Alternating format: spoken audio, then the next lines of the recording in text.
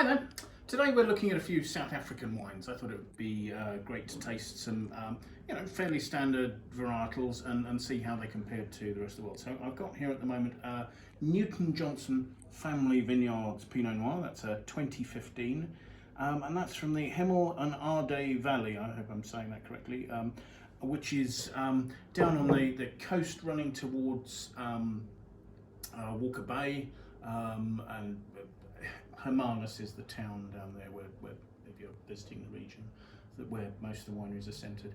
Newton Johnson, one of a handful of well-known producers of Pinot Noir from that area. And what's great about the Hemel-en-Aarde translates to heaven on earth. So it's obviously an area that somebody thought was lovely when they settled there.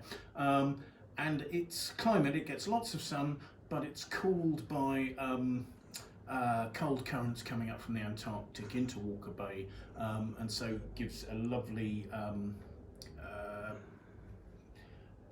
climate for producing lovely fresh Chardonnays and Pinot Noir. So the area has quite a reputation for that. Looking at this, it's a medium ruby colour, but with quite deep pigmentation. It's more to the brown end of the spectrum than sort of the blue end there. It's suggesting perhaps a little bit of maturity. Smelling it's got a lovely sort of earthy, truffly sort of notes that remind me of some wines you'll find in places like classic Pommard, sometimes the heavier end of Volnay, or also from Masterton in New Zealand. It's a rich, opulent, slightly heady, more to the black fruit end of things. Almost also a little like some of the Pinots you'll get from Central Otago.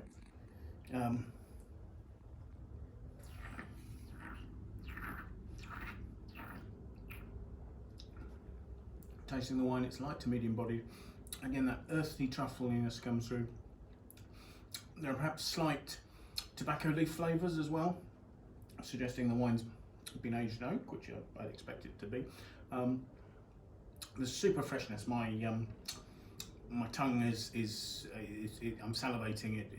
It's showing that, and the wine developing in the mouth. There's quite a sort of a lovely sort of deeper red plum, maybe a touch of cherries in there as well. So I get that slightly red to black cherry note. Not too much cedriness. Tannins very silky. Very slight bite at the back, just a little bit of grip, no greenness whatsoever. Lovely length of flavour, balanced alcohol. I didn't check what it was. It's 14%, so it is warming. It's a ripe style of Pinot Noir, and I would suggest that is a wine that competes on a world stage very, very happily. Just to explain, at the moment, the South African wine industry is having it very tough. I mean, a lot of people are around the world, but because of COVID, they're going into their third period of prohibition. The government there is preventing wine sales, and there are problems with exporting. So there are estimates that somewhere in the region of 80 South African wineries and probably 350 vineyards are at risk of this. The first two prohibitions cost their industry, they reckon, somewhere in the region of 7.5 billion rand, which is about $500 million US.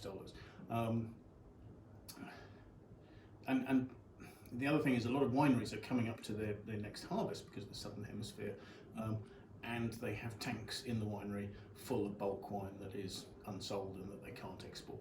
So if you want to do your bit to help South Africa at the moment, and you're looking for South African wines and you don't know where to find them, I would suggest use winesearcher. You can log on to wine-searcher.com, and in this search bar that you'll find on the first page, you can type in the name of the wine, or alternatively, if you download our app, you can scan the label with the label scanning software, and that should tell you where these wines are available. Here you can see this particular wine. There are two offers for this particular vintage, and it's showing the vintages available. Let's have a look quick and show you that. So it shows you where the wines are, the prices they're available at. So if you're looking for South African wines, good luck finding them. I hope you enjoy them as much as I'm enjoying this one at the moment. Goodbye.